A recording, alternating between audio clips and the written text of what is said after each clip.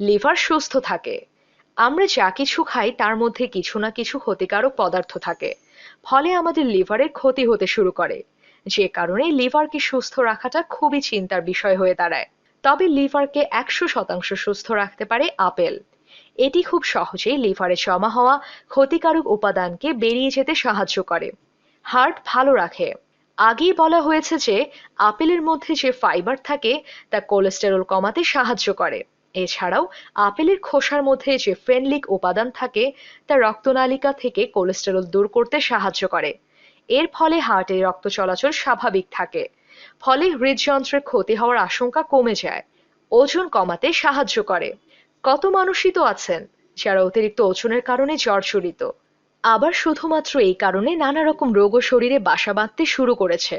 এমনকি ডায়াবেটিস, হাড়ের রোগ, কত কিছুই না হয়। তাই সেই সমস্ত রোগকে যদি বিদায়